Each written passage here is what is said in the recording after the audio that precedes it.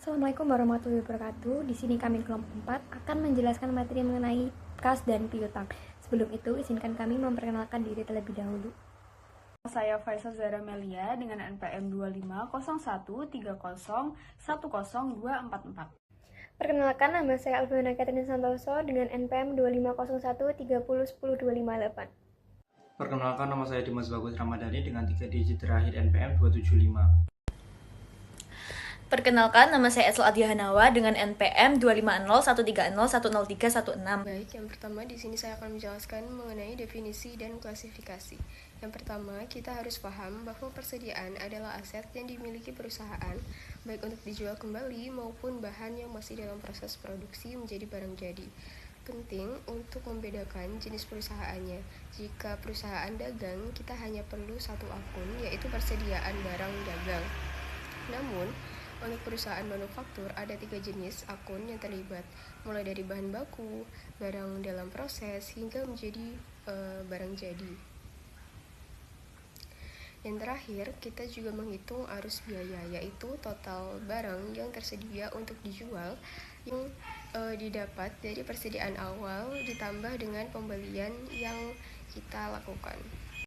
Selanjutnya, bagaimana cara kita mencatat persediaan tersebut?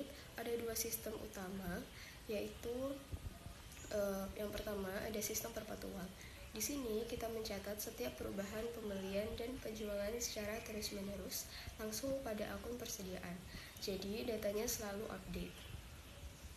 Yang kedua ada sistem periodik. Berbeda dengan perpetual, sistem ini hanya menentukan jumlah stok melalui perhitungan fisik atau opnam di akhir periode saja. Untuk menjaga akurasi, kita melakukan pengendalian internal. Caranya dengan perhitungan fisik tahunan untuk mencocokkan apakah catatan di buku sudah sesuai dengan jumlah asli yang ada di dalam gudang. Jika terjadi selisih stok antara catatan perpetual dan kondisi fisik, maka akan kita sesuaikan melalui akun inventory over and short. Selanjutnya ada receivable atau piutang. Jadi receivable sering disebut sebagai loans and receivable adalah klaim terhadap pelanggan atau pihak lain atas uang, barang, atau jasa. Klasifikasi receivable. Yang pertama ada current receivable atau jangka pendek. Jadi ini tertagih dalam waktu 1 tahun atau selama siklus operasi. Yang kedua ada non-current receivable atau jangka panjang, piutang yang tertagih lebih dari 1 tahun. Lalu ada 2 jenis receivable. Yang pertama ada trade receivable. Jadi account receivable janji lisan dari pembeli untuk membayar barang atau jasa yang dibeli secara kredit. Biasanya tertagih dalam 30-60 hari. Lalu notice receivable, janji tertulis untuk membayar uang pada tanggal tertentu. Yang kedua ada non-trade receivable. Yang pertama ada uang muka kepada karyawan atau pejabat. Yang kedua ada uang muka terhadap anak perusahaan. Yang ketiga ada deposito untuk menutupi kerugian atau jaminan pembayaran. Selanjutnya, pengakuan account receivable. Account receivable ini biasanya muncul sebagai bagian dari pengakuan pendapatan. Lalu perusahaan mengakui pendapatan ketika kewajiban kinerja telah dipenuhi, yaitu ketika barang atau jasa telah ditransfer kepada pelanggan. Contoh account-nya seperti account receivable pada sales revenue. Lalu indikator bahwa kontrol telah berpindah ke pelanggan. Yang pertama, perusahaan memiliki hak untuk menerima pembayaran dari pelanggan. Yang kedua, hak kepemilikan hukum telah berpindah ke pelanggan. Yang ketiga, barang telah diserahkan secara fisik kepada pelanggan. Yang keempat, perusahaan tidak lagi menanggung resiko dan manfaat kepemilikan barang.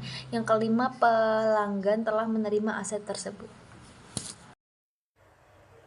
Selanjutnya ada penilaian piutang. Perusahaan mencatat kerugian kredit sebagai utang dan beban hutang atau beban piutang tertagih. Kerugian tersebut adalah nilai normal dan perlu dalam menjalankan bisnis secara kredit. 2 metode yang digunakan dalam Dalam akuntan untuk piutang tertagih ada yang pertama, metode penghapusan langsung. Dengan metode ini, beban piutang tertagih hanya akan menunjukkan kerugian aktual dari piutang yang tidak tertagih. Yang kedua, ada metode cadangan. Dalam akuntansi, untuk piutang melibatkan estimasi akun yang tidak tertagih pada akhir setiap periode. Hal ini memastikan bahwa perusahaan mencatat piutang pada laporan posisi keuangan sebesar nilai realisasi kasnya. Selanjutnya ada wesel tagih. Piutang surat didukung oleh surat proses formal, janji tertulis untuk membayar sejumlah uang tertentu pada masa depan tertentu.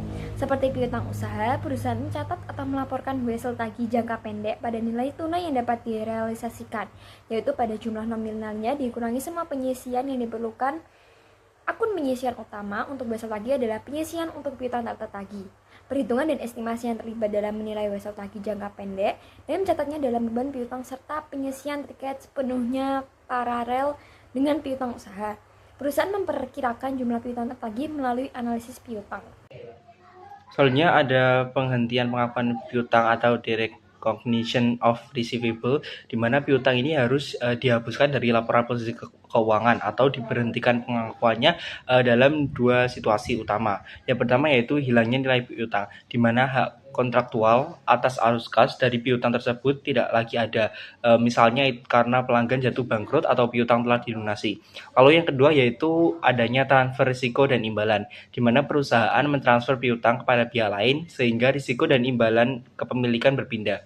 Nah, transfer ini biasanya dilakukan melalui dua cara. Yang pertama yaitu penjualan piutang atau sale of receivable, di mana sering dilakukan melalui factoring, yaitu lembaga keuangan memberikan piutang dengan biaya tertentu. Nah, penjualan ini bisa dilakukan tanpa jaminan atau sering disebut without recourse atau dengan jaminan atau with recourse.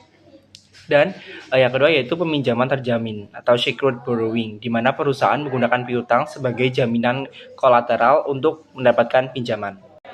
Selanjutnya ada penyajian dan analisis atau presentation and analysis, di mana ada aturan utama dalam mengklasifikasikan dan melaporkan piutang di laporan keuangan. Yang pertama penyajiannya yaitu untuk memisahkan dan melaporkan nilai tercatat dari berbagai kategori piutang. Yang kedua mengidentifikasi piutang sebagai aset lancar atau aset tidak lancar. Yang ketiga yaitu melaporkan akun penilaian seperti penyisian piutang tidak tertagih untuk piutang yang mengalami penurunan nilai. Dan yang terakhir yaitu mengungkapkan nilai wajar piutang dan konsentrasi risiko kredit yang signifikan. Lalu ada analisis dibagi menjadi dua. Yang pertama yaitu rasio perputaran piutang atau account receivable turnover, di mana digunakan untuk menilai likuiditas piutang. Risiko ini dihitung dengan membagi penjualan neto dengan rata-rata piutang usaha atau neto. Dan yang kedua yaitu periode penagihan rata-rata atau average collection period, di mana menunjukkan berapa hari rata-rata yang dibutuhkan untuk menagih piutang. Misalnya 365 hari dibagi rasio perputaran. Nah, secara umum periode ini tidak boleh melebihi jangka waktu kredit yang diberikan kepada pelanggan.